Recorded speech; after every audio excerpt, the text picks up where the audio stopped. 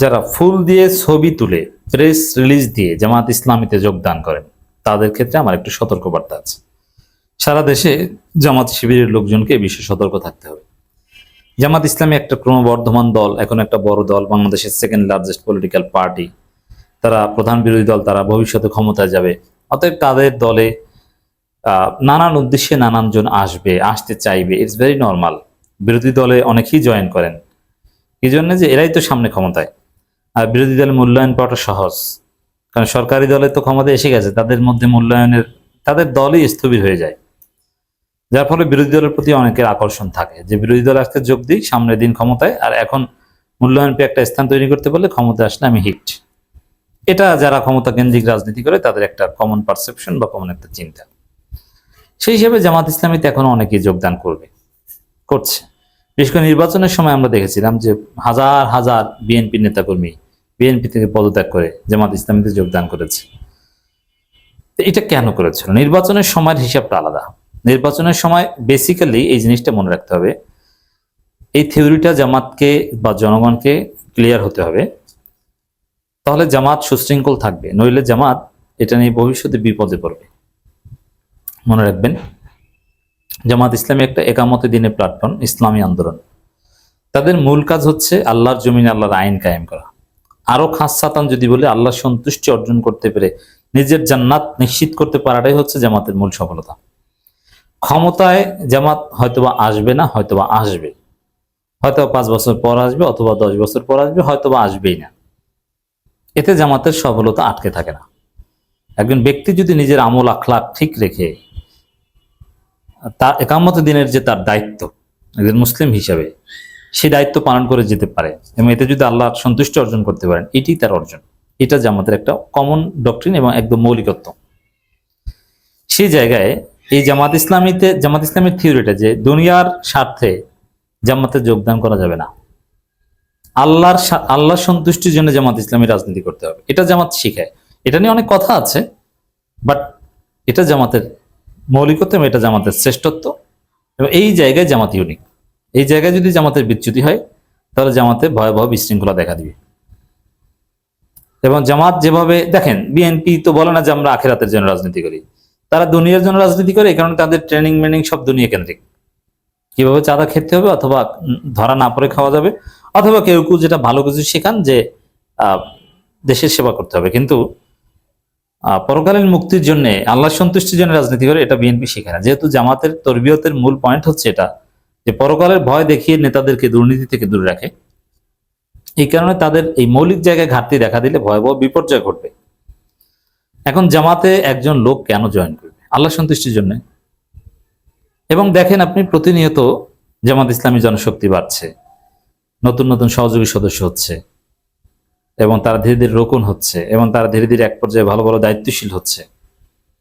তাদের মধ্যে যারা জামাতের আকীদা, বিশ্বাস বা জামাতের লক্ষ্য উদ্দেশ্য বুঝে শুনে সৎ উদ্দেশ্যে সৎ নিয়তে জামাতে যোগদান করে, তারা ছবি তুলে ফুলের তোড়া দিয়ে প্রেস রিলিজ দিয়ে জামাতে যোগদান করেন না।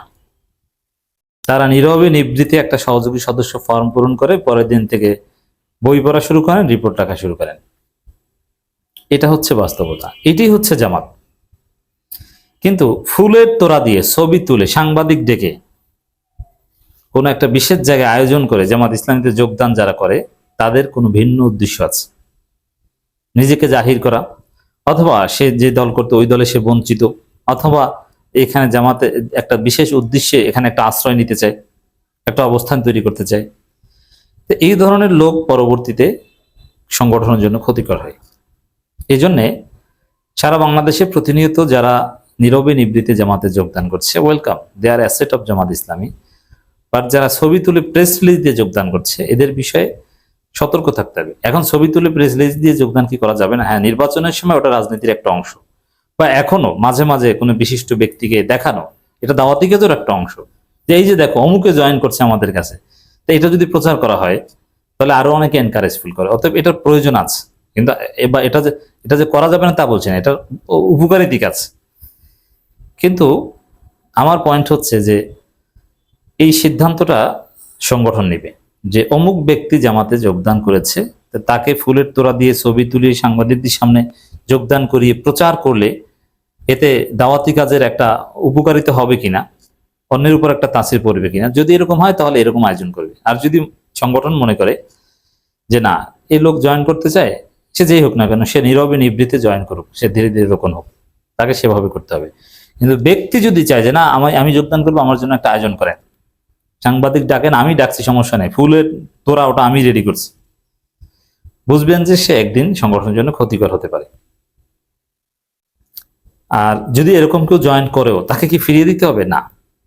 যদি কেউ ফুল টুল দিয়ে জয়েন করতে চায়, ওয়েলকাম করুক, কিন্তু তাকে একটা অবজারভেশনে রাখতে হবে। অন্য উদ্দেশ্যে, দুনিয়াবী উদ্দেশ্যে কেউ জামাতে যোগদান করলেও তাকে অ্যাকসেপ্ট করতে হবে, এবং তাকে যদি বিশেষ নজরদারির মাধ্যমে ভালোভাবে তরবিয়ত করা যায়, তার মন মানসিকতা উদ্দেশ্য চেঞ্জ হতে সময় লাগে না। এজন্য গ্রহণ করতে হবে সবাইকে, বাট খেয়াল রাখতে হবে তাকে। যেমন যে লোক ফুলের তোড়া দিয়ে ছবি তুলে জয়েন করবে, তার প্রতি সংগঠনের নজর, অবজারভেশন, আর নীরবে নিবৃত্তে যে জয়েন করেছে তার প্রতি অবজারভেশন একরকম থাকলে হবে না। নির্বাচনের সময় বড় বড় বিএনপির যারা জয়েন করেছেন, অনেকে দেখবেন যে এখন ওই জামাতের সাথে নির্বাচনের সময় বড় বড় চেয়ারে বসেছে, এখন আর কোনো খোঁজই নেই। ঠিক আছে, ওটা তখন প্রয়োজন ছিল, এটাও ভালো।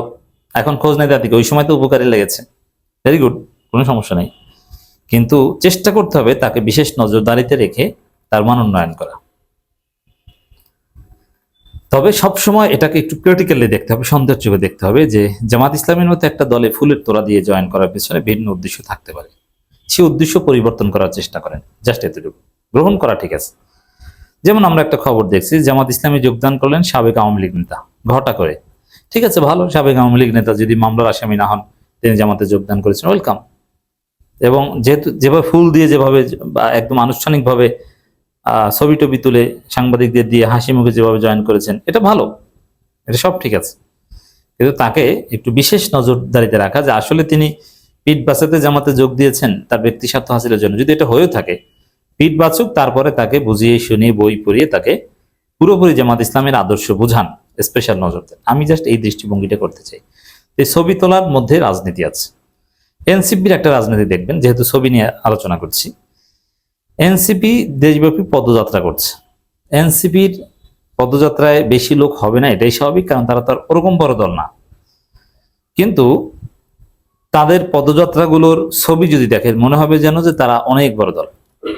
এটা হচ্ছে ছবি রাজনীতি। তাদের ফটোগ্রাফার বেস্ট ফটোগ্রাফার, একদম প্রফেশনাল ফটোগ্রাফার। আমি চিনি না যে ফটোগ্রাফারকে, অল্প লোককে কোন জায়গা থেকে শুট নিতে হবে, কোন জায়গা থেকে ব্লার করতে হবে, কতটুকু রেঞ্জ ধরতে হবে, রেজুলেশন কিরকম হবে, এগুলো এমন ভাবে সেট করে ছবি তুলে মনে হয় যেন বিরাট কোনো সমাবেশ।